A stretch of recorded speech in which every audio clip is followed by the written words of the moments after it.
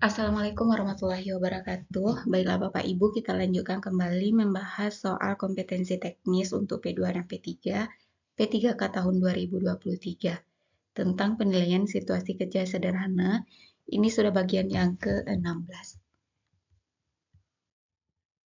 Soal yang pertama. Di sekolah Anda terdapat perbedaan pendapat yang kuat mengenai isu-isu politik atau sosial yang sensitif. Siswa-siswa saling mempersoalkan pandangan dan terjadi ketegangan di antara mereka. Bagaimana Anda akan menangani situasi ini? Baik Bapak Ibu, sebelum kita bahas optionnya, jadi khusus untuk video kali ini kita akan bahas masalah sosial budaya yang sering terjadi di sekolah dan bagaimana cara kita guru untuk menanganinya. A. Mendorong siswa untuk berpartisipasi dalam diskusi terbuka yang diatur dengan baik dan dengan aturan yang jelas tentang saling menghormati pendapat orang lain. B. Mendorong siswa untuk melakukan penelitian mendalam tentang isu tersebut dan menyampaikan pandangan mereka dengan argumen yang kuat berdasarkan fakta. C. Menghindari topik-topik yang kontroversial dan membatasi diskusi hanya pada materi pembelajaran yang netral. D. Mengambil keputusan sendiri sebagai otoritas dan menentukan pandangan yang benar tanpa melibatkan siswa dalam diskusi.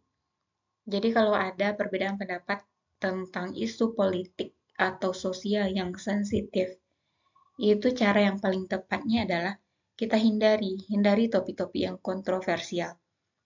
Baik itu mengenai isu politik atau sosial ataupun agama dan budaya, itu tidak usah dilakukan diskusi karena hanya akan memancing perdebatan. Diskusi itu cukup hanya pada materi pembelajaran yang netral. Jawabannya adalah C. Jadi kalau untuk yang A, mendorong siswa diskusi terbuka. Kalau untuk mengangkat isu-isu politik dan sosial, ini sangat tidak cocok untuk lingkungan pendidikan. Atau mendorong siswa melakukan penelitian mendalam tentang isu tersebut, lalu menyampaikan pandangan mereka dengan argumen yang kuat. Nah, ini justru makin akan memperlebar perbedaan. Kemudian mengambil keputusan sendiri sebagai otoritas dan menentukan pandangan yang benar ini juga tidak tepat. Jadi jawabannya adalah C. Cukup hindari topik-topik kontroversial dan membatasi diskusi hanya pada materi-materi pelajaran yang netral. Soal kedua, Anda adalah seorang guru yang ingin memperkenalkan pembelajaran online di sekolah Anda. Namun sebagian besar siswa tidak memiliki akses internet di rumah. Bagaimana Anda akan menangani situasi ini? A. Mencari solusi dengan bekerja sama dengan pemerintah daerah atau lembaga lain untuk memberikan akses internet kepada siswa yang membutuhkan. B. Mengabaikan pembelajaran online dan tetap melanjutkan metode pembelajaran tradisional. C. Menyalahkan siswa dan orang tua mereka atas ketidakmampuan mereka untuk memiliki akses internet di rumah. D. Meminta siswa untuk mencari akses internet sendiri tanpa memberikan solusi alternatif.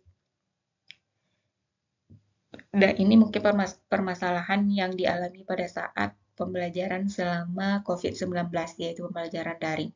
Kalau seandainya masalahnya seperti ini, maka solusinya sebagai seorang guru yaitu kita harus bekerja sama dengan pemerintah daerah setempat agar bisa memberikan akses internet pada siswa yang membutuhkan. Jadi jawabannya itu adalah A.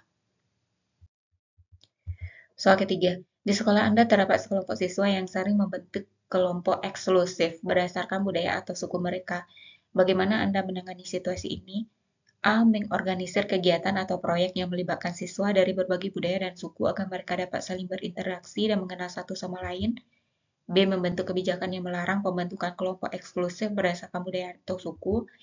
C. Membuat peraturan yang memaksa siswa untuk bergaul dengan siswa dari budaya atau suku lain. D. Mengabaikan pembentukan kelompok eksklusif tersebut karena dianggap sebagai preferensi siswa dalam memilih teman. Nah, ini mungkin juga sering terjadi pada sekolah-sekolah yang siswanya terdiri dari berbagai macam latar budaya dan suku. Jadi kalau ada kelompok-kelompok eksklusif berdasarkan budaya dan suku tertentu, maka sikap kita itu adalah kita organisir suatu proyek, tetapi di dalamnya itu melibatkan semua dari kelompok suku tersebut, sehingga nanti mereka secara tidak langsung akan berinteraksi satu sama lain. Kita melarang pembentukan kelompok eksklusif ini juga bukan keputusan yang tepat. Apalagi membuat peraturan yang memaksa mereka untuk bergaul dengan budaya dan suku lain. Diabaikan juga tidak tepat, karena bisa jadi nanti semakin lama eh, antara kelompok eksklusif itu mungkin terjadi ketegangan karena perbedaan budaya dan suku. Jadi yang tepat itu adalah kita baurkan mereka, tetapi secara tidak langsung, yaitu dalam bentuk kegiatan atau proyek. Soal keempat, seorang siswa pindah ke sekolah Anda dari negara lain dan mengalami kesulitan beradaptasi dengan budaya dan bahasa yang baru. Bagaimana Anda membantu siswa tersebut? A. Menugaskan seorang mentor atau teman sekelas yang fasih berbahasa untuk membantu siswa tersebut dalam beradaptasi. B. Menyediakan dukungan tambahan seperti les bahasa atau program orientasi khusus bagi siswa pindahan. C. Mengharapkan siswa tersebut untuk belajar bahasa dan beradaptasi sendiri tanpa bantuan tambahan. D. Mengabaikan kesulitan yang dihadapi siswa tersebut karena dianggap sebagai tanggung jawab pribadi. Nah, kalau seperti ini, jawaban yang tepat itu adalah C. Biarkan dia belajar dan beradaptasi sendiri tanpa bantuan tambahan. Kita tidak perlu menyediakan mentor atau dukungan tambahan seperti les bahasa, karena untuk beradaptasi tentu pribadi siswanya itu sendiri yang akan menjalani. Biarkan dia belajar beradaptasi sendiri. Soal kelima, di sekolah Anda terdapat kegiatan yang merayakan keanekaragaman budaya, namun ada siswa yang merasa tidak nyaman dengan kegiatan tersebut karena merasa identitas budayanya tidak diwakili. Bagaimana Anda akan menangani situasi ini? A. Mengadakan pertemuan dengan siswa yang merasa tidak nyaman untuk mendengarkan dan memahami perspektif mereka, serta mencari cara untuk memperluas cakupan kegiatan tersebut. B. Menjelaskan kepada siswa bahwa tujuan kegiatan tersebut adalah untuk memperkenalkan beragam budaya dan mendorong mereka untuk menghormati perbedaan. C. Mengabaikan keluhan siswa dan melanjutkan kegiatan yang direncanakan. D. Meminta siswa tersebut untuk mengorganisir kegiatan alternatif yang mencerminkan identitas budaya mereka. Jadi intinya di sini ada kegiatan keanekaragaman budaya, namun ada siswa yang merasa identitas budayanya tidak terwakili di sana. Maka sikap kita sebagai guru yang bijak itu adalah panggil siswa tersebut, kemudian dengarkan dan pahami perspektif mereka. Kemudian untuk kegiatan berikutnya, kita cari cara untuk memperluas cakupan